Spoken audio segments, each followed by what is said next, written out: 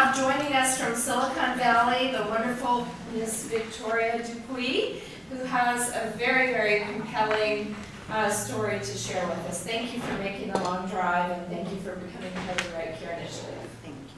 Thank you, Patty. Thank you. And Matt, thank you so much. I love listening to Matt speak, and every time I listen to his presentation, I get more and more information, and it's just amazing. It really feels like things are moving in the right direction. So, and thank you, Hattie, for letting me be a part of this. So, I probably will not go as long as Matt did, because I'm not about the science. I am actually here as a widow from somebody who lost her husband to a heart attack in September 2013. Right, okay. And at the age of 46. And I stand here before you guys today to just share a couple stories in my community and about my foundation, which is about raising awareness for early detection for heart disease. So, how do I use this? Oh. Bear with me.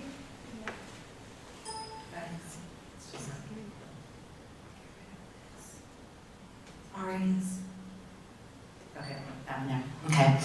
So, this is my husband Dean and my daughter Jordan. In September 28th, 2013, they were on a run for the Muddy Buddy. He'd passed his standard annual exam a couple months beforehand. He was playing hockey that evening, and he collapsed on the ice rink from a massive heart attack. And when that happened, and I was at the emergency room, my perception at the time of who was at risk for a heart attack was not my husband who was laying in the ER. And I remember when I was saying to the nurse, like, okay, well, what are we doing? Why is he just laying here? And she said, well, we're waiting for the cardiologist. And I said, why? And she said, well, we think he had a heart attack. And I'm like, a heart attack? What are you talking about? And he did go into surgery. They did put a stent in. They said he had a completely blocked artery. Unfortunately, he ended up coding. His hospital bill for 5 hours was $212,000. And his death certificate listed ischemic heart disease for 2+ years. And that kind of put me on this new journey, and meeting all of these wonderful people in this arena on calcium scoring, because it wasn't something that I ever knew. I mean, he had heart disease. He didn't have any risk factors, but he did work for Apple and had a very stressful job, and I'm hoping that we see stress as a risk factor, because we know that plays a huge part in developing heart disease. But it was something we never knew. Now, ironically, 3 years before my husband died, my neighbor's husband died the exact same way.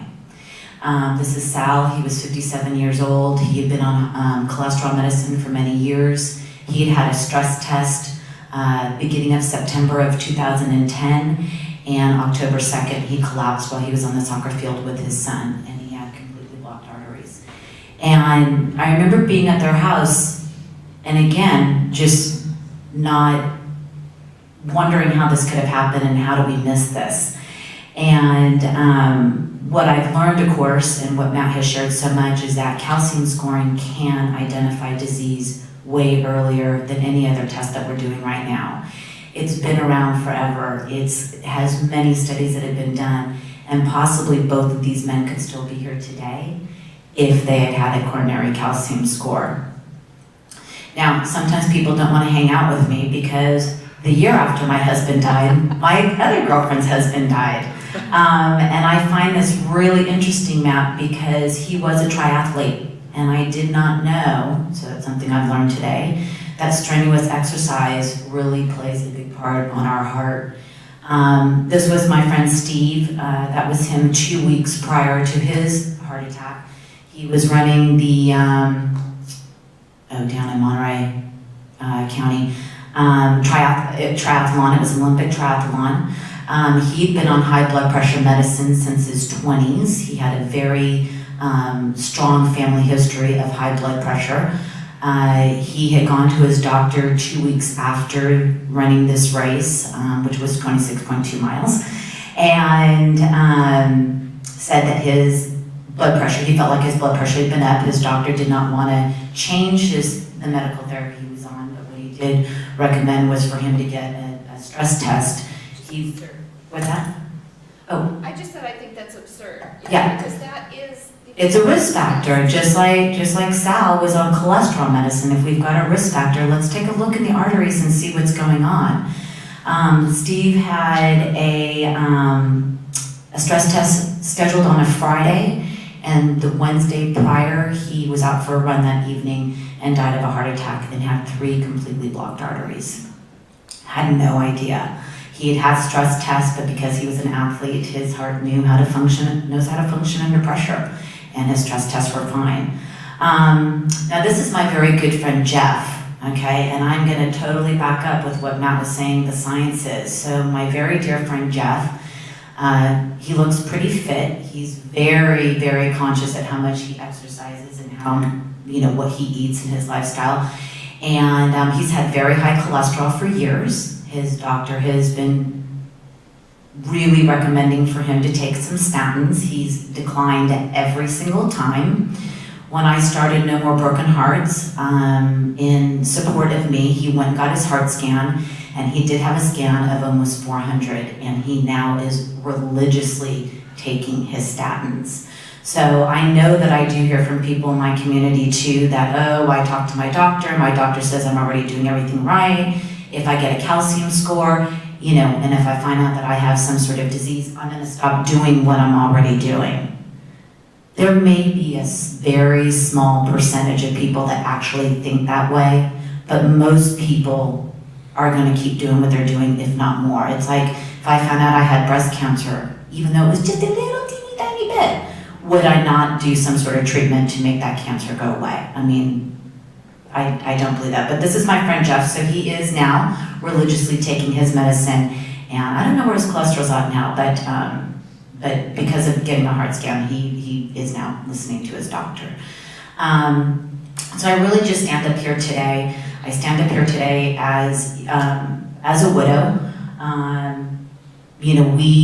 We do so many early screenings for everything from breast cancer to colon cancer to colonoscopies to prostate cancer to liver cancer to lung cancer.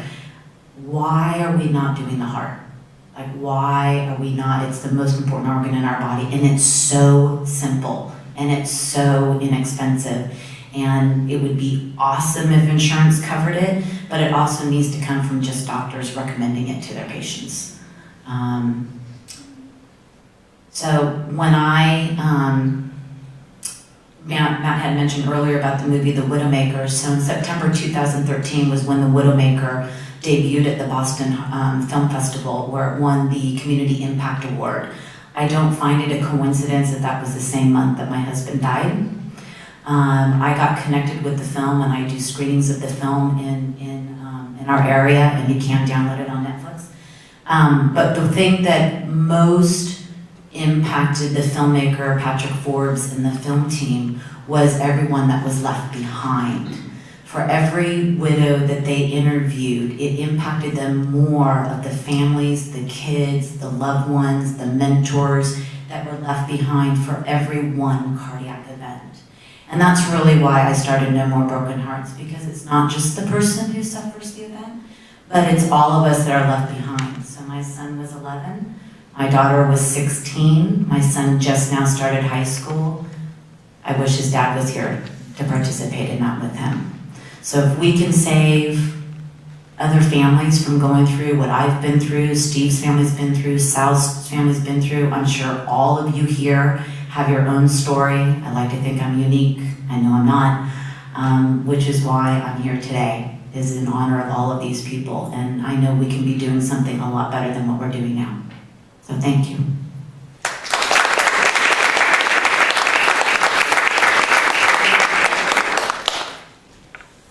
Mary, can you join us, please?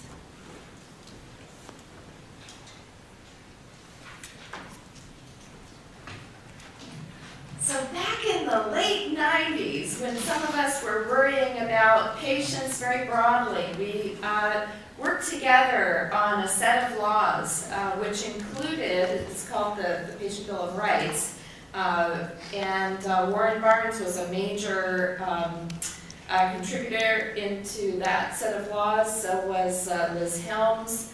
My husband and I worked on this law called the Independent Medical Review.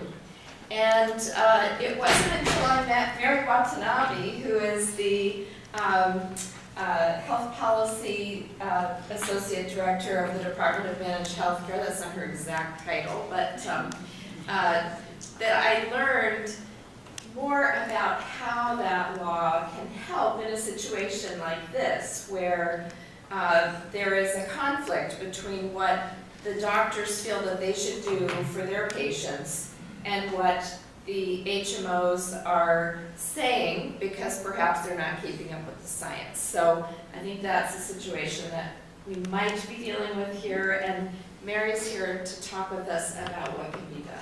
Thank you, Hattie. So I'm the Deputy Director of Health Policy and Stakeholder Relations at DMHC.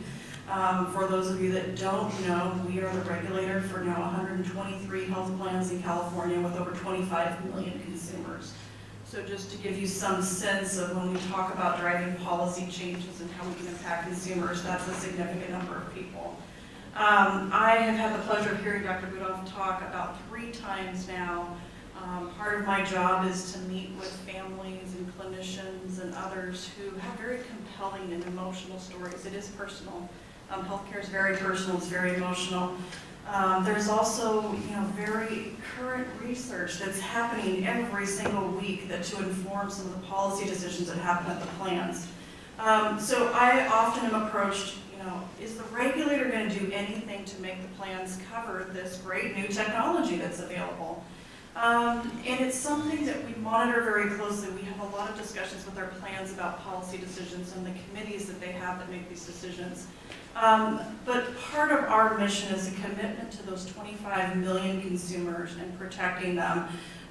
We were talking, Victoria and I, earlier at lunch about how there is a person every day that wants this test. Their doctor thinks it's the right test, and they're being denied by the health plan.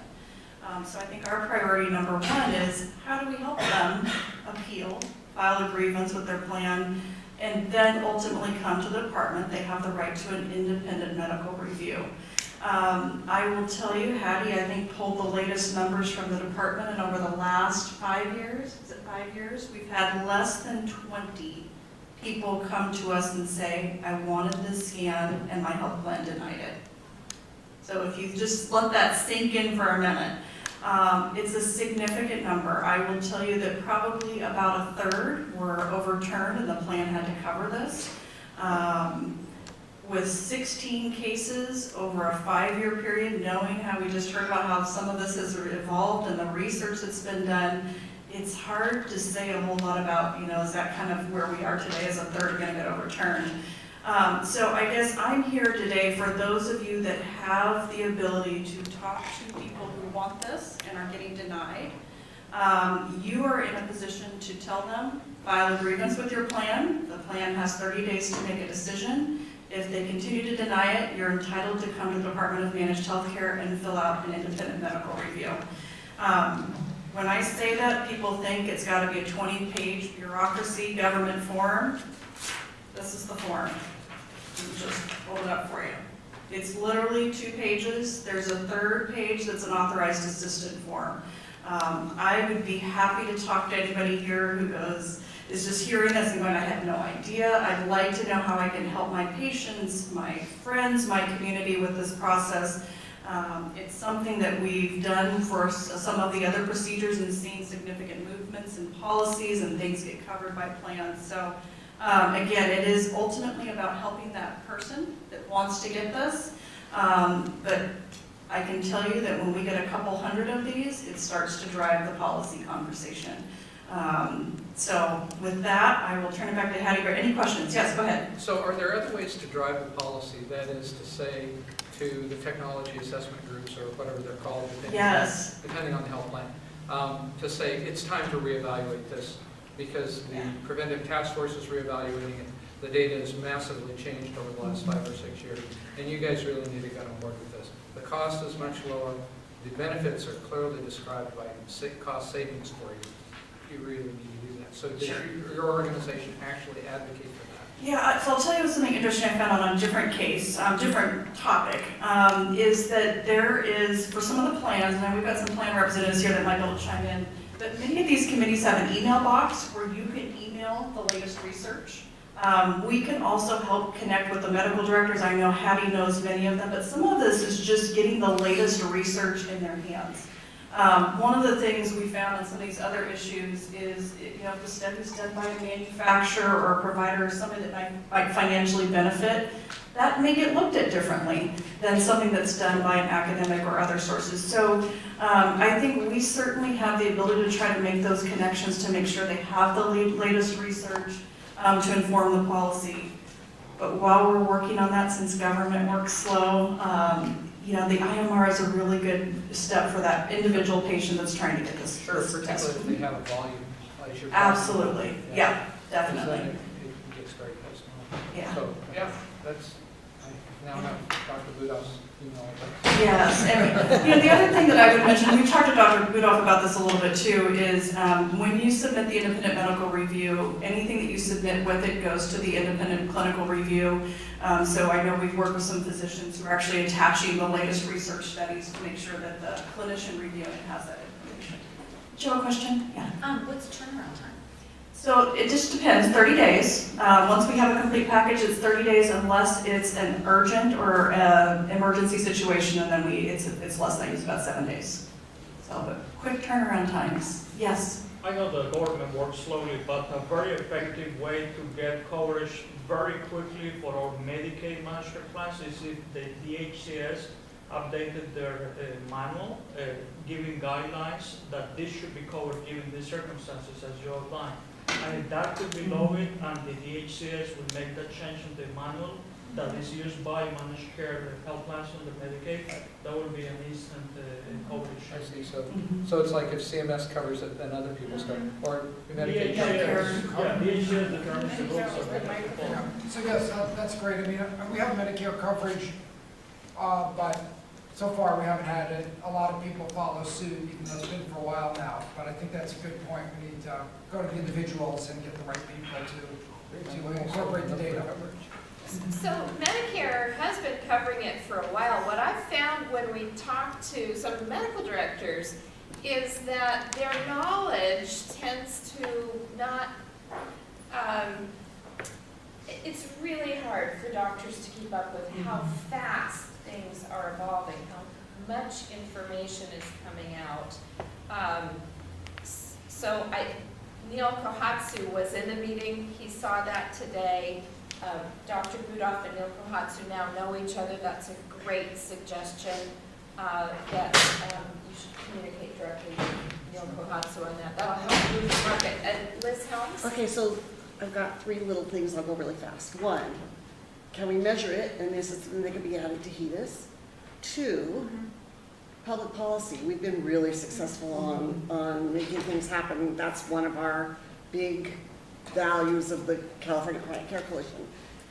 I'd like to talk to you some more about that, see where we need to go, because we've also been successful going into Covered California, sitting down, bringing the stakeholders together and having the health plans at the table and making decisions to change without having to get a legislative remedy. Legislative remedy is always the last resort, but we can also do that.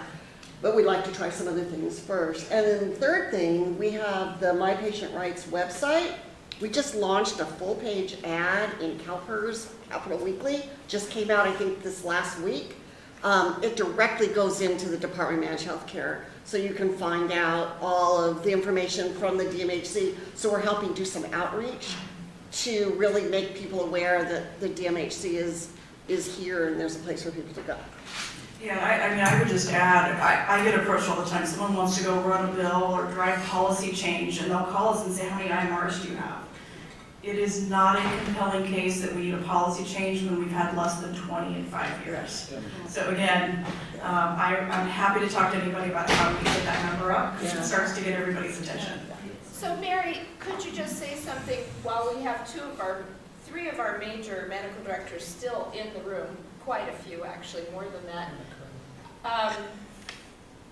You talked about on a webinar how in a medical office, when they see a consistent pattern like this, where the doctor who recommended mine said, it's not going to be covered by insurance, and that he just said, as a matter of course, don't even bother to get it through your insurance. They're not going to cover it. And this was a couple of years ago. Of course, things do change when you talk to the right people.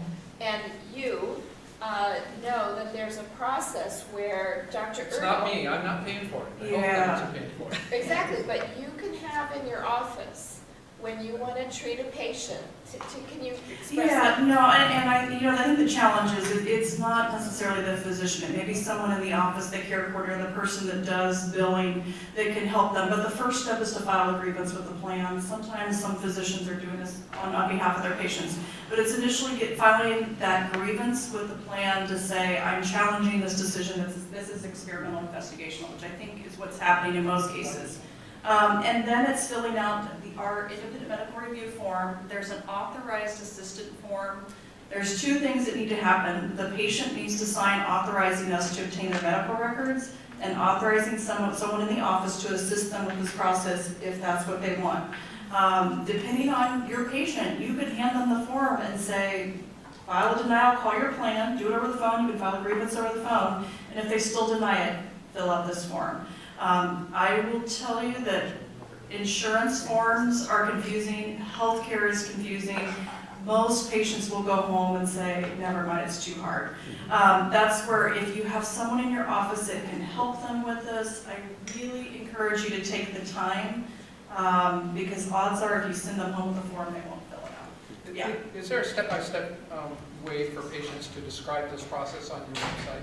Say, you do this, and then you do this, and then you do this, and then you do... Because if you don't have kind of a cheat sheet, yeah. A cheat sheet, and Next webinar. Well, I'll tell you what, let me take that back. We have a lot of information on our website. We have a brochure, we have the form, but I don't know that it's as easy as what you're talking about. I think that's something we could probably put together. But to say that, Yeah. what could happen is somebody like Dr. Budoff and Victoria Dupuy put together the facts. The Yes. set of facts. They create those packets. They have them in your offices. Then all the patient has to do is sign the authorizing you to submit it. Then you just take that pre-made packet and that already signed form and you submit it. And it creates the volume that's needed Yes. to drive the change. Yeah, definitely. I mean, and I think there's some nuances to this that we can talk about. So if you're interested in doing this, reach out to Hattie or reach out to me and we can definitely talk about it. I like the idea of creating kind of a fact sheet that would be a quick, here's do this, do this, do this. So yeah, thank you. Thanks so much. Thank you. All right. Thanks.